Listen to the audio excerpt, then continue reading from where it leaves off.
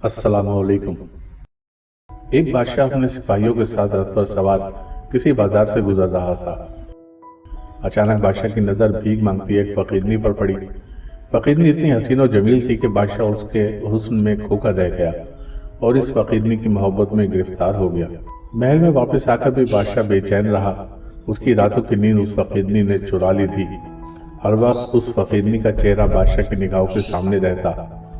आखिर जब बादशाह के दिल को किसी तरह करार न आया तो उसने फकीरनी को अपनी मलका बनाने का फैसला किया।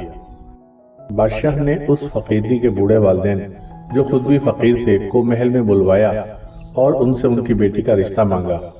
उस फकीर का खुशी से बुरा हाल था कि उसकी बेटी महल की मलका बनेगी, लेकिन बादशाह ने राजदारी की शर्त रखी कि इस बात का कि वो एक फकीरनी को अपनी मलका बना रहा है, किसी को कानों कान पता नहीं लगना चाहिए। लिहाजा दूसरे दिन सादगी से निकाह पढ़ाया गया और फकीरनी मलका बनकर महल में आ गई। जब महल के वजीरों, मुशीरों और मुअज्जिज दरबारियों की बेगमात को इस शादी की खबर हुई, वो मलका से मिलने, उसे देखने और सलामी देने महल में जमा हो गईं। इन सबको मेहमान खाने में बिठाया गया। बादशाह ने महल की कनीजों को हुक्म दिया कि मलका को आला शाही लिबास पहनाकर और जेवरात से आरास्ता करके नीचे मेहमान खाने में लाया जाए। सारी बेगमात मुंतज़िर थीं। मलका धीरे धीरे सीढ़ियाँ उतरती उन खवातीन के सामने अपने तख्त पर आकर बैठ गई। पहले वजीर की बेगम आगे बढ़ी और मुंह दिखाई के बाद सलामी के तौर पर मलिका की खिदमत में अशरफियाँ पेश की और उसके बाद बाकी बेगमात ने भी अशरफियाँ पेश की। लेकिन बादशाह के चेहरे की हवाइयाँ उड़ी हुई थीं, क्योंकि सबको मालूम हो चुका था कि बादशाह ने एक फकीरनी को मलिका बना लिया है।